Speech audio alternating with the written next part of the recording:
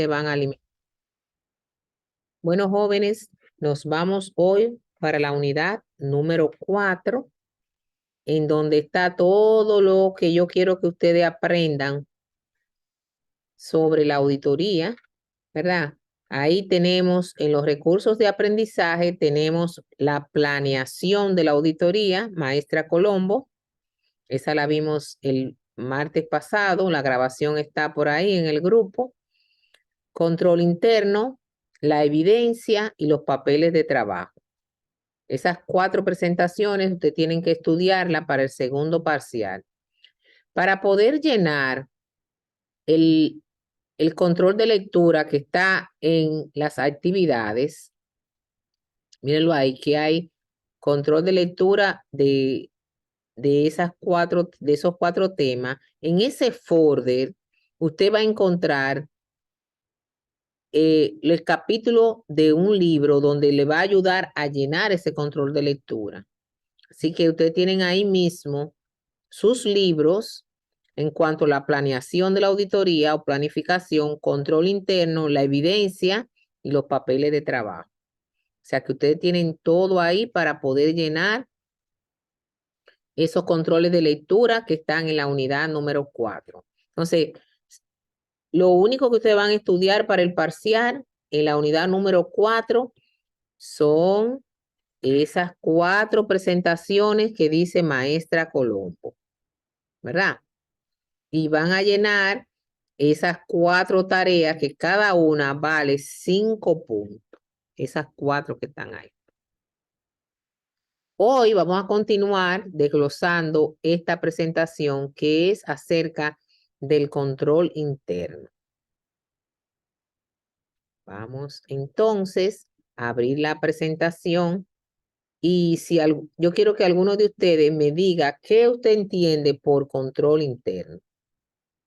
Así, a lo que usted entienda.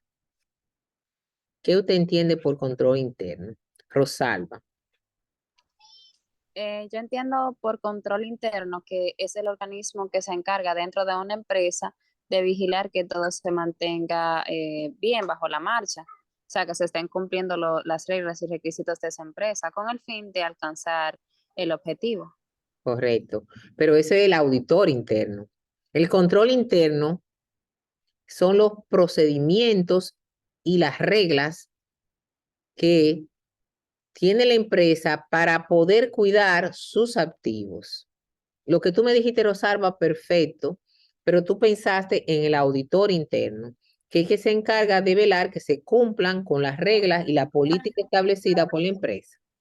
Aquí vamos a hablar de qué tú tienes que hacer para tú cuidar tus activos, ¿verdad? ¿Cómo tú cuidas tu efectivo en una empresa? ¿Cómo tú cuidas las cuentas por cobrar? ¿Cómo tú cuidas tu inventario? Todo eso juntito se llama control interno. ¿Y quién establece el control interno? La gerencia junto con todos los directores de la empresa. ¿Oyeron? La gerencia. Entonces, ¿por qué hay que implementar medidas de control interno? ¿Por qué cuando ustedes vayan a salir al campo laboral, usted tiene que implementar medidas de control interno?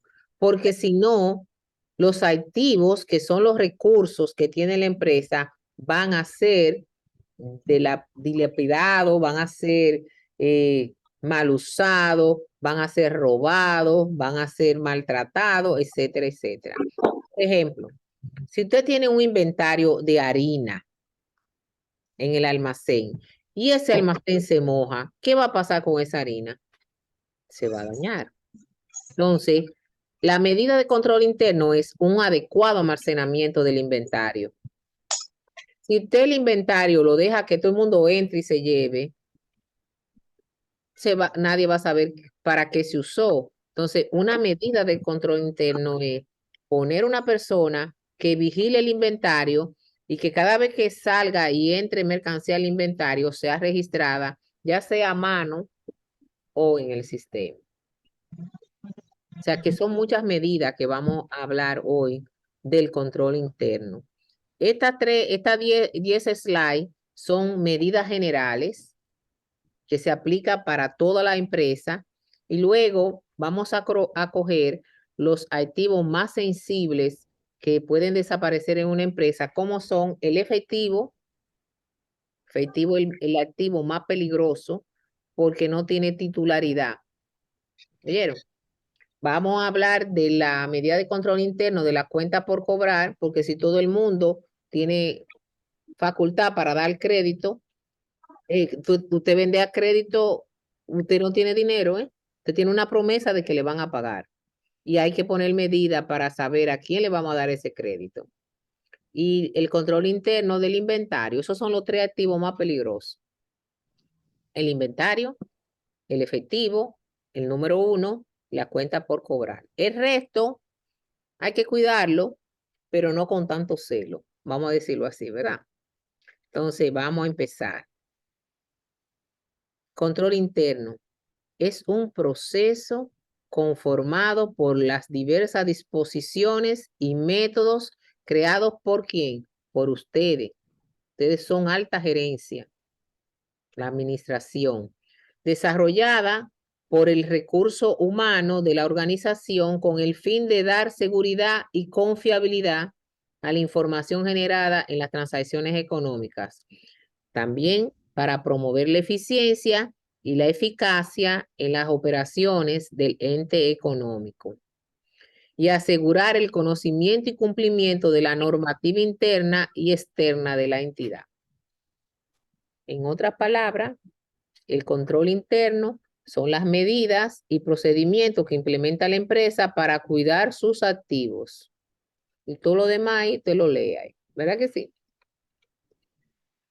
¿Qué característica debe tener un control interno eficiente? Dice que debe ser un plan de organización que provea segregación adecuada de las responsabilidades y deberes. Tenemos que hacer un organigrama de la empresa que ustedes van a administrar. Y a cada puesto yo tengo que darle un listado de cuáles son sus deberes y cuáles son sus responsabilidades y a quién debe de reportarle. Eso es lo primero. Porque si usted no hace eso, la gente va a trabajar y no va a saber lo que va a hacer ni a quién le va a dar un reporte. Entonces, usted es el encargado de cuenta por cobrar. Todos los días usted tiene que cuadrar, coger los abonos que le va a traer el mensajero de los pagos y usted debe de también anotar la nueva cuenta por cobrar y debe de reportarle al gerente financiero. Tiene que decirlo. Entonces, cada puesto debe tener un listado de sus responsabilidades, de sus deberes y a quién le va a reportar. No le voy a poner ahí lo que le va a pasar si no hace eso, pero se lo digo. ¿Verdad que sí? Mira, eso está dentro de tus responsabilidades y tú no la estás cumpliendo. Y aquí cuando un empleado no cumple con su responsabilidad, es removido de su cargo, vamos a decirle así. Le doy un aviso verbal, no lo cumple, se lo doy por escrito y al tercero lo liquido. Lo saco de la empresa porque si él no sabe cumplir las reglas, yo no lo quiero en mi listado de empleados. Ni que sea primo mío, ni que sea familiar mío, ni muy amigo mío. Eso tiene que hacer un buen administrador. Debo implementar un sistema de autorizaciones. ¿Quién autoriza qué? ¿Verdad? Y procedimiento de registro que provee adecuadamente un control razonable sobre los activos, los pasivos, ingresos y gastos. O sea, yo tengo que decir quién es que debe autorizar que se dé el crédito. ¿Quién es que debe revisar que se deposite diariamente todos los cobros y las ventas? Eso se llama sistema de autorizaciones, porque no todo el mundo firma cheque, no todo el mundo puede autorizar transferencias, no todo el mundo puede dar crédito, etcétera, etcétera. Entonces, yo debo establecer un sistema de autorizaciones. ¿A quién debe autorizar cada cosa?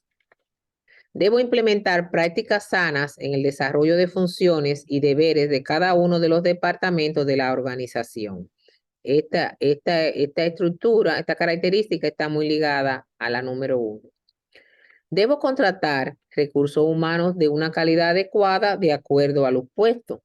Si yo necesito una persona que me lleve la nómina la cuenta por cobrar, la persona adecuada es un licenciado en contabilidad o un estudiante de término. Yo no puedo poner una persona que no sabe de contabilidad a bregar con cosas tan sensitivas como es una nómina y como es la cuenta por cobrar o el inventario. O sea, yo debo contratar recursos humanos de calidad para que me desempeñe una buena función. Esa es otra característica para un adecuado sistema de control interno. Contratar personas con las cualidades según el puesto. El control interno se clasifica en dos. Hay un control interno administrativo que brega como la hora de entrada, la hora de salida, la forma que deben ir vestidos los empleados según su trabajo y ese tipo, las vacaciones, eh, eh, en un plan para pagar los estudios de los empleados, de los hijos de empleados, todo eso es administrativo. Un plan administrativo. Ahora, hay otro tipo de control interno que es un control interno contable, que tiene más bien, se relaciona directamente con el registro adecuado de las transacciones y con los reportes que da la contabilidad. Control administrativo y control contable. Así se clasifica el control interno. ¿Cuáles son los principios generales que ustedes como futuros administradores deben de implementar en la empresa donde ustedes van a administrar?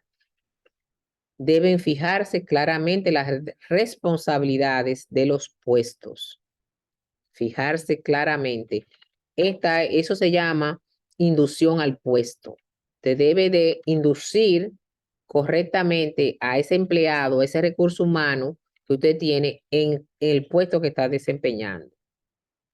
La contabilidad, el registro de la contabilidad y las operaciones deben estar separadas. O sea, un cajero que cobra las ventas a contado y también recibe los cobros de las ventas a crédito, no puede tener acceso a la contabilidad.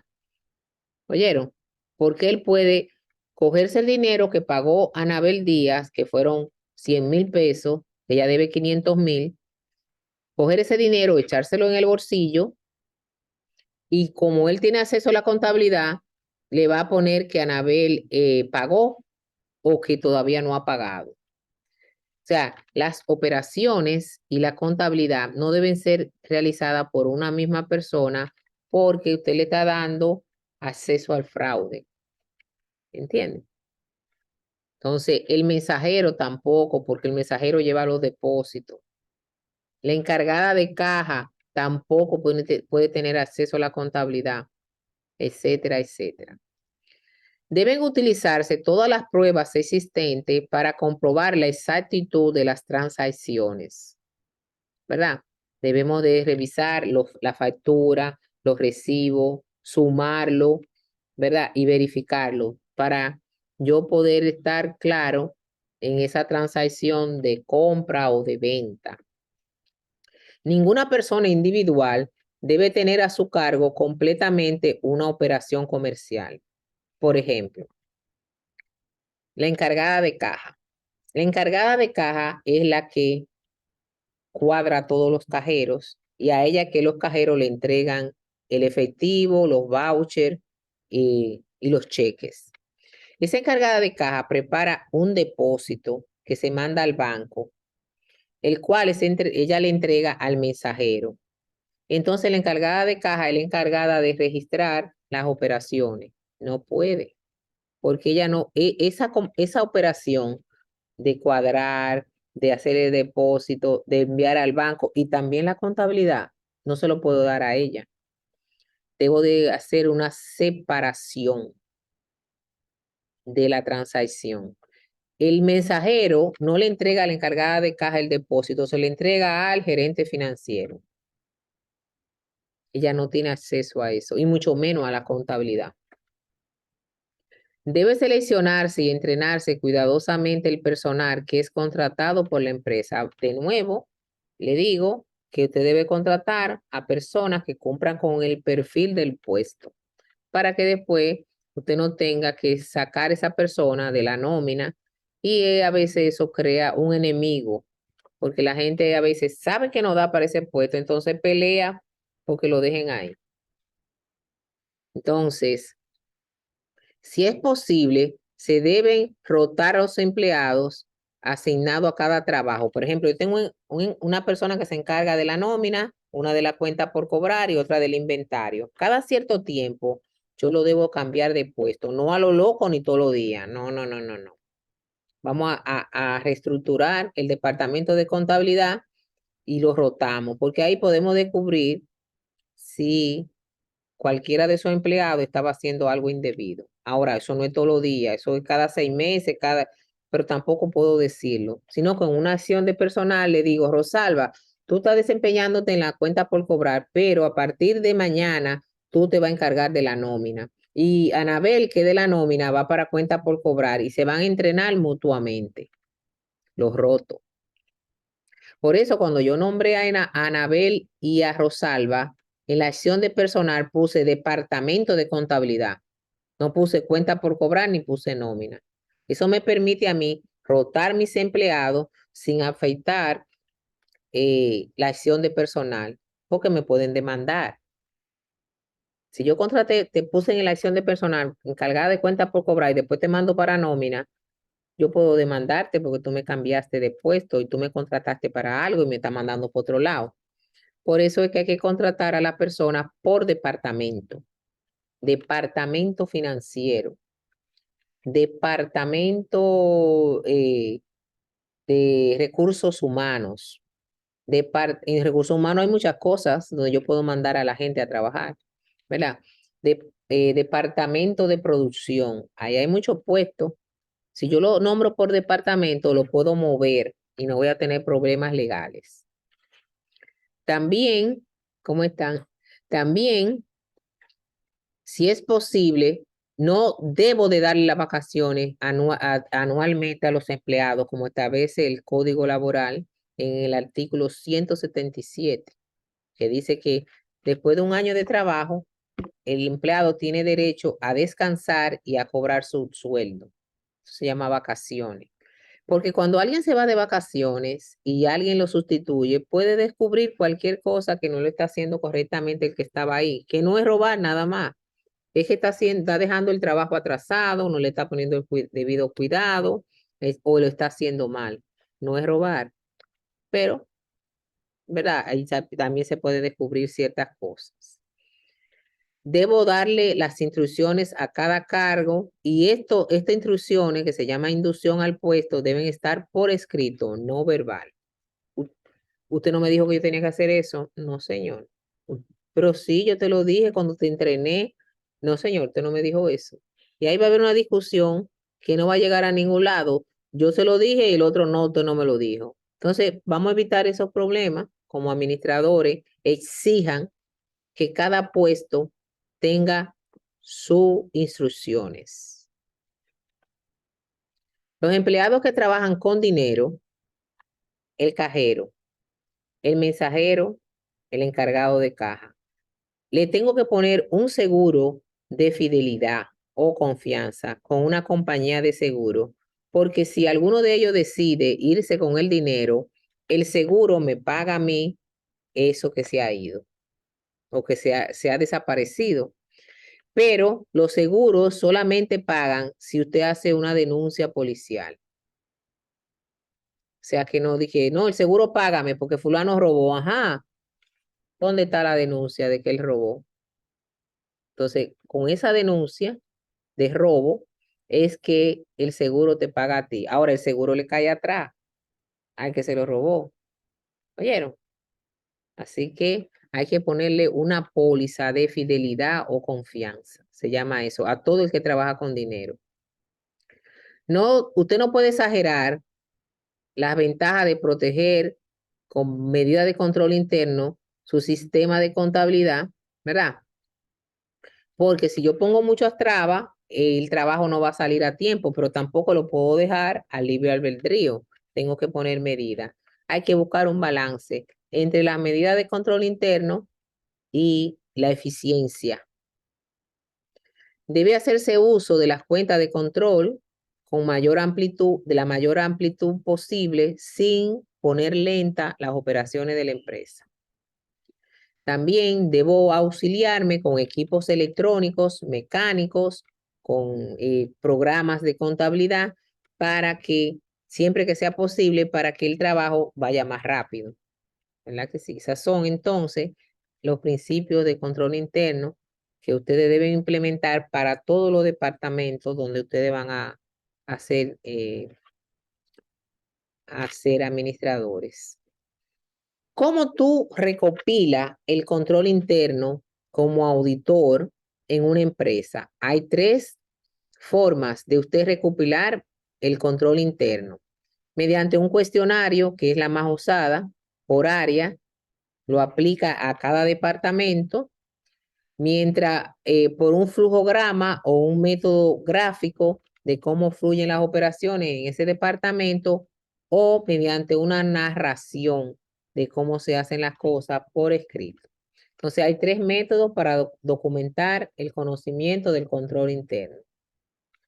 Mediante un cuestionario, mediante un flujograma o mediante una narración.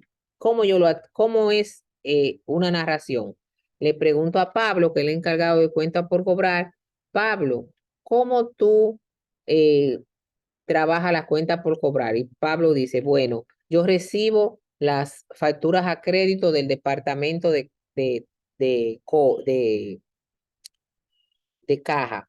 Esas facturas del departamento de caja, yo verifico si un cliente ya está registrado y tiene un código. Si no es así, le abro un código a ese cliente.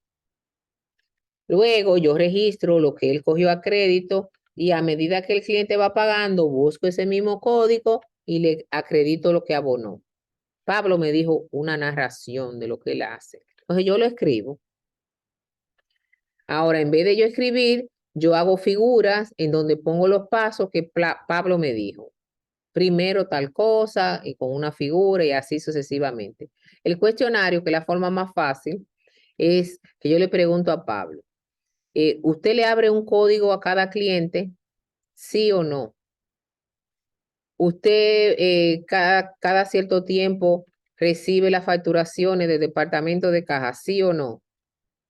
Y así él me va respondiendo y entonces yo evalúo su respuesta, donde generalmente el sí es que está en buena medida de control interno y el no es que hay una debilidad en el control interno. Yo confecciono mi cuestionario de esa forma, que todas las respuestas sí sea un control interno fuerte y que todas las respuestas no sea un ejemplo de debilidad de control interno. Dice también que en conclusión, el control es una función administrativa. La aplicación de un control en las organizaciones busca atender 2 finalidades: corregir fallas o errores que existen y prevenir nuevas fallas, o arreglar errores de los procesos. Para que el control sea efectivo, debe desarrollarse como una unidad completa y aplicarse en todo tiempo, que de eso que se encargue el auditor interno, de que se cumplan esas medidas. Y el control se apoya en la comprobación, fiscalización e inspección de las variables organizativas para descubrir desviaciones reales o potenciales. Esto es como un resumen. Ahora vamos a irnos al material que tenemos en la unidad número 4, que habla en este folder, que habla del control interno, el capítulo 13. No lo vamos a ver entero porque es largo, pero sí, yo le voy a enseñar dónde usted va a poder encontrar la respuesta para usted controlar, para usted, perdón, poder responder el cuestionario. Están viendo ahí el capítulo 13 que dice control interno. Sí, maestra. Además de eso, yo le voy a mandar hoy, le voy a mandar una serie de presentaciones sobre el control interno del efectivo, el inventario y las cuentas por cobrar. Dice aquí este autor de esta enciclopedia que el control interno abarca un plan de organización y métodos coordinados y medidas adoptadas dentro de la empresa para que salvaguardar sus activos. Salvaguardar es cuidarlo. Ahora, me dice aquí que el control interno se divide en dos, o se clasifica en dos, el control administrativo y el control contable. Ahí ustedes van a chequearlo, ¿verdad? Dice que el control interno se ha clasificado dando como resultado los siguientes tipos de control, el administrativo y el contable. Tenemos una serie de características que ya la vimos para que el control interno sea fiable o confiable. Tenemos una serie de características que ya la vimos en nuestra presentación, que es hacer un plan de organización que facilite la división adecuada de las responsabilidades, un sistema de autorizaciones, unas prácticas que sean coherentes para que puedan seguir en la realización de las responsabilidades y un personal totalmente adecuado a las funciones por las cuales yo lo contraté. Y ahí en el libro le explica cada una de esas características. Ustedes lo van a leer. Yo no voy a entrar en esos detalles, pero sí para que ustedes vean que todo lo que hablamos está en el libro, ¿verdad? Todo eso tiene que ver con las características generales. Por ejemplo, aquí tenemos, eso se llama organigrama, ustedes lo conocen, ¿verdad? Cuando es una sociedad de capital o comercial, los verdaderos dueños son los accionistas, los que están ahí en ese tope. Esos accionistas, que pueden ser 1000, escogen un consejo mediante una asamblea, que pueden ser 7, pueden ser 9, pueden ser 11 o 13. Siempre son números impares para que no haya empate en las decisiones que toma ese consejo. Ese consejo, que son accionistas también, pero son nombrados por una asamblea como consejo de administración, lo nombra a ustedes, que son el director ejecutivo o principal de la empresa. Ese director nombra un subdirector. Y aquí tenemos todos los encargados de venta, director financiero, departamento de datos o sistema, el contralor y el de producción. Esas son las divisiones. El comité de auditoría le responde al consejo. Miren que lo vuelan a ustedes. Nosotros no tenemos que responderle a ustedes. El consejo le responde. Ese comité de auditoría tiene el de auditoría interna, el de planificación, impuestos y de presupuesto. Entonces, ¿qué dice este organigrama? ¿A quién le responde el cajero? Al tesorero o el director financiero. ¿A quién le responde el de cobro? Al cajero, ¿verdad? Y de desembolso de efectivo, al cajero. Esas líneas quiere decir a quién le respondemos. ¿Oyeron? Si la línea está en trazo, no es continua, quiere decir que es independiente. ¿Oyeron? Pero aquí en este organigrama no tenemos. Es lo primero que usted tiene que hacer, un organigrama para ver quién le responde a quién. Luego de eso, miren, al contador principal le responde costo, contabilidad general e informe estadístico. Y ahí está ese cuadro. Ahí dice un organigrama parcial. El control interno, ¿cuál papel juega el control interno y la gerencia, que son ustedes? Ustedes son la dirección, la gerencia. Dice, la dirección tiene la responsabilidad de diseñar un sistema, o sea que ustedes tienen que aprender a diseñar ese sistema con la ayuda de la gerencia administrativa y la gerencia financiera. Coherente con las 5 características que vimos anteriormente, que sirva para proteger los activos de la empresa y que, entre otras cosas, permita asegurar los estados financieros que se preparan, que estos sean correctos. El auditor interno, como dijo Rosalba ahorita, es el ente que se encarga de velar que se cumpla con la normativa interna que ha implementado la alta dirección, que son ustedes. Aquí dice que hay 3 factores que debe de considerar una empresa para trabajar internamente la auditoría. La competencia de los auditores que tienen. Todos deben ser contadores, indiscutiblemente. La independencia de los auditores internos, que a pesar de que están en el organigrama, no le respondan a ustedes, sino al consejo. Y la evaluación del trabajo que hacen los auditores para ver si ellos están cumpliendo y dando seguimiento a las funciones para las cuales fueron contratados. El contador público autorizado, el CPA, en Estados Unidos le dicen contador público independiente, todavía le responde menos a la gerencia, que son ustedes. Un momentito, por favor.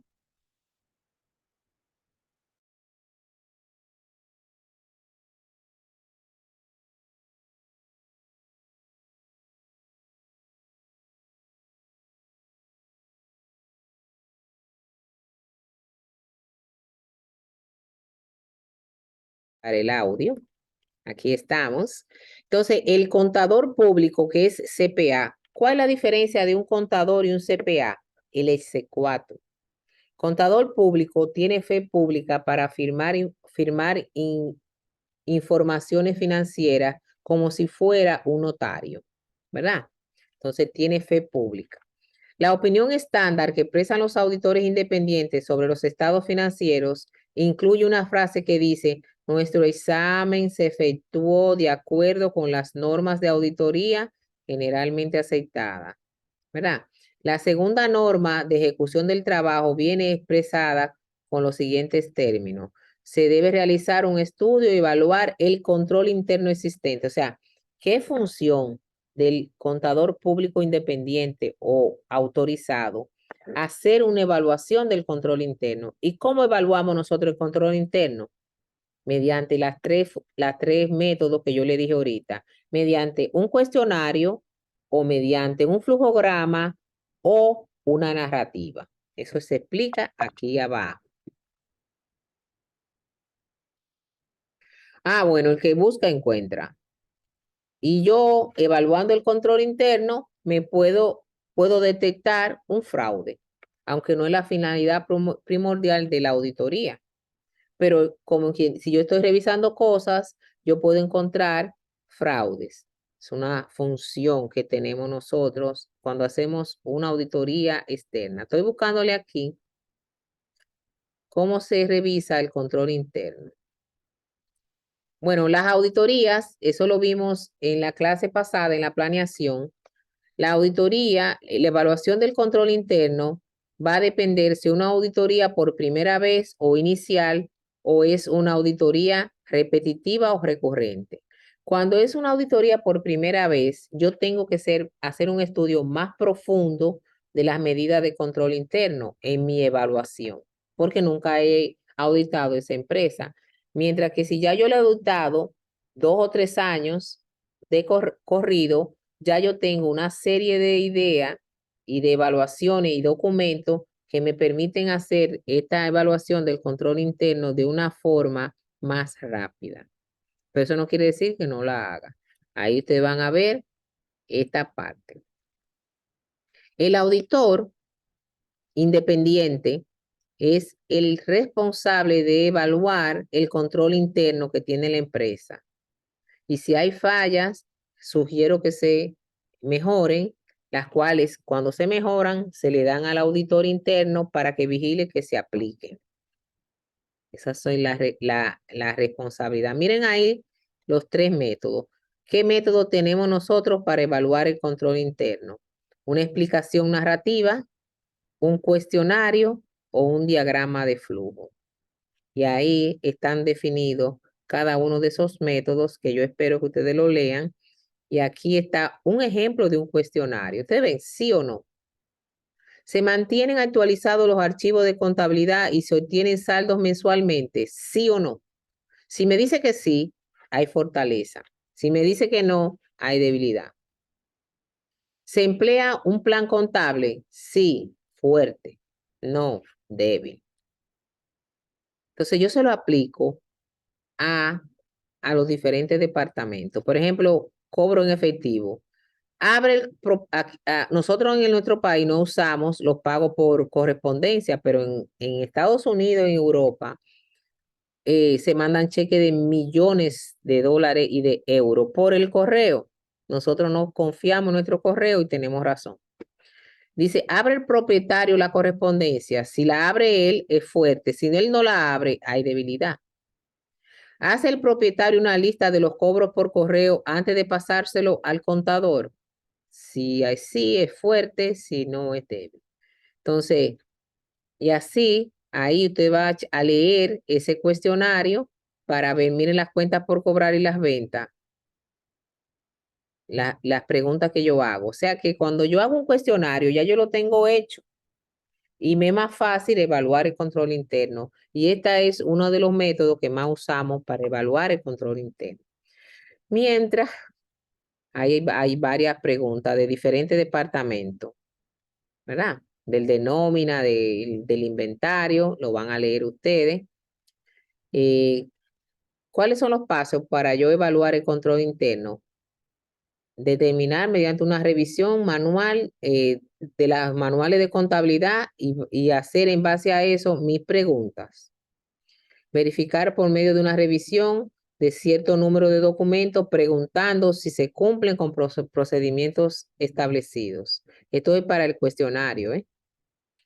Evaluar la eficacia de los procedimientos y controles y determinar la fiabilidad. Confirmar esa evaluación. Ustedes van a leer esa parte. Ahora, si yo voy a evaluar con el segundo método, que es el flujograma, aquí yo tengo que usar estos símbolos. Yo nunca lo he usado en mis 25 años como auditora, porque yo no sé pintar. Miren, hay que hacer todo esto así, todo estos cuadros, eso me pone loca a mí. Yo nunca he usado el flujograma. El flujograma es una evaluación mediante símbolos, pero no el símbolo que a mí me sale de aquí, un corazón, una... No, no, no, no. Esos símbolos son internacionales. Así que esos son un flujograma. Yo ni nada que ver con flujograma. Nunca lo he usado y ya a esta hora de mi vida tampoco lo voy a usar. Pero si usted ve ese flujograma, va a saber que es una evaluación, un método para evaluar el control interno. Miren aquí el de una compañía. ¿Usted cree que yo me voy a poner a hacer eso? No, yo no tengo tiempo. El cajero L. Marín, el contador H. Ellis y el gerente. Y miren ahí lo que es el proceso. No voy a hacer eso. Se llama diagrama de flujo o su flujograma. Eso es lo único que le voy a decir. Aquí está otro flujograma de otro departamento. Tampoco voy a entrar en detalles. Estoy buscando la narrativa. Para que ustedes vean. Y la narrativa parece que está adelante. Que la narrativa es que me lo dicen verbal y yo lo anoto. Esos son los tres métodos. Yo debo hacer pruebas de auditoría basada en la evaluación del control interno de la empresa para yo poder determinar qué tan fuerte es ese control interno o si es débil. Porque dependiendo de si es fuerte, voy a solicitar más pruebas y menos pruebas, que si es débil, voy a solicitar más pruebas. Imagínense que yo estoy evaluando el control interno y muchas respuestas me dan debilidad. Entonces, eso me quiere decir a mí que debo hacer más pruebas. Si yo estoy evaluando el control interno y me da fortaleza de control, entonces mis pruebas van a disminuir. Ahí está, ustedes lo van a leer, esa parte, en cuanto al control interno. Debo verificar los controles cada cierto tiempo porque los controles se establecen. Bueno, nosotros le damos regla a nuestros hijos. No va a haber tableta de lunes a viernes porque tiene que hacer la tarea.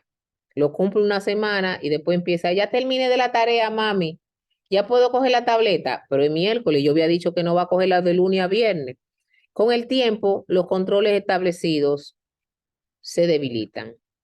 Entonces, ahí es que entra el auditor interno para que eso no pase. No, señor. Yo le dije a usted que de lunes a viernes no hay tableta. Y usted tiene que ver televisión. ¿Usted terminó la tarea? Vea televisión o vaya al patio a jugar, ¿verdad? Porque tengo que cumplir. Porque si no lo hago así, mi hijo va a creer que las normas son por cierto tiempo y eso es para toda la vida. Entonces, cuando uno le dice a un niño, usted no va a salir hoy, no puede salir, porque entonces él va a hacer lo que él quiera con usted. No se puede. Entonces hay que tener mucho cuidado con lo que uno le da las instrucciones a los hijos. Otra cosa, mi hijo de 17 años, tú no puedes fumar porque eso te va a dar cáncer. Y yo con un cigarrillo, ¿qué es? Usted tiene que predicar con el ejemplo. Así mismo en la empresa. Usted tiene que predicar con el ejemplo, cumplir con el horario, ir vestido adecuadamente, hacer su trabajo a tiempo, reuniones motivacionales, ejecutar un despido si tiene que hacerlo para proteger los recursos de la empresa. Todo eso tiene que usted predicar con el ejemplo. Entonces dice aquí que para verificar los controles, las transacciones se deben ejecutar de forma autorizada. Debe haber un registro de las transacciones efectuadas, compra, venta, pagos. El acceso a los activos debe hacerlo únicamente una persona que está autorizada. Y debo hacer una comparación entre lo que está registrado en la contabilidad y lo que realmente existe. O sea, yo pasé inventario de todos los activos en enero del 2022. En el año del 2022, yo no puedo esperar a 2023 para yo revisar que lo que había al inicio ahora no está. Y si no está, fue que se vendió, fue que lo usaron, fue que lo botaron, ¿verdad? Porque así yo tengo guardado todos mis activos, salvaguardados. La documentación, señora, en contabilidad no puede haber nada, ninguna transacción que no tenga un soporte, una factura, un memorándum, una copia de un depósito, un título de propiedad. Todo eso el auditor debe de revisarlo, que para poder yo asegurar que ese control interno está aplicado adecuadamente en la empresa, yo debo de obtener la evidencia o documentación necesaria. Esto es en cuanto al control. Aquí ya yo estoy haciendo, ¿verdad? Una evaluación del control interno de esta empresa que me contrató. Tengo un bloque para deficiencias observadas en cuanto a los cobros de efectivo, por ejemplo, el director de crédito y los depósitos que se efectúan por el correo. Entonces, ahí le digo lo que debe de hacer, ¿verdad? Para recomendar mejoras, ¿verdad? Ahí yo estoy haciendo una evaluación del control interno. Puntos fuente observado, puntos débiles, ¿verdad? Y así, porque no todo es malo. Y ahí está un resumen. Si vuelven y me contratan, yo busco esa evaluación del control interno para ver si se está cumpliendo con lo que yo recomendé. Entonces, debo revisar y evaluar los controles en un centro o procesamiento de datos. Entre los controles que debo de revisar en ese centro de datos está el movimiento y la conversión de los datos. Ustedes saben que todo, si está computarizado, es digitado por un ser humano. Todavía no existe una computadora que usted le enseñe una factura y él diga, ah, está pagando la luz. Todos los datos, señores, en una empresa son procesados por un ser humano. Ahora, los demás movimientos lo hace el sistema, pero hay que revisar porque todavía hasta hoy no tenemos una computadora que piense de forma independiente, sino que ella actúa mediante los datos que se le entran manualmente.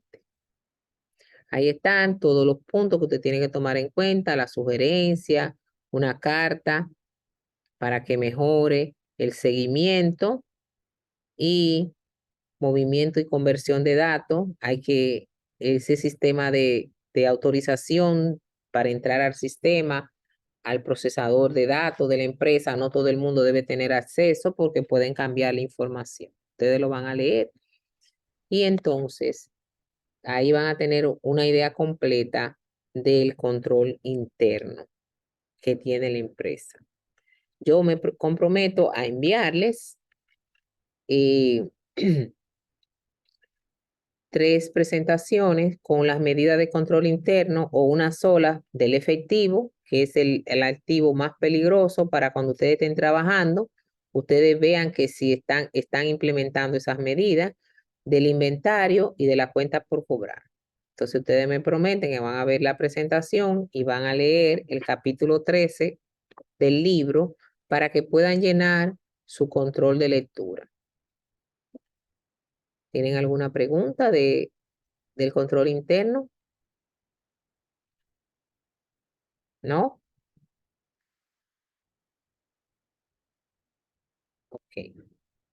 Bueno, pues entonces lo vamos a dejar hasta aquí por hoy y vean el video, lean lo que tienen ahí del control interno y en la próxima clase vamos a discutir las presentaciones que yo le voy a mandar del efectivo, del inventario y de la cuenta por cobrar. Las medidas de control interno que usted tiene que implementar. Si no tienen más preguntas, lo dejamos aquí por hoy.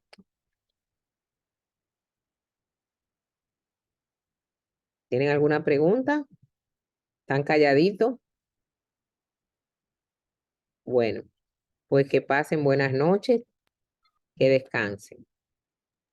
Buenas Gracias. noches. Buenas Buenas noches. noches.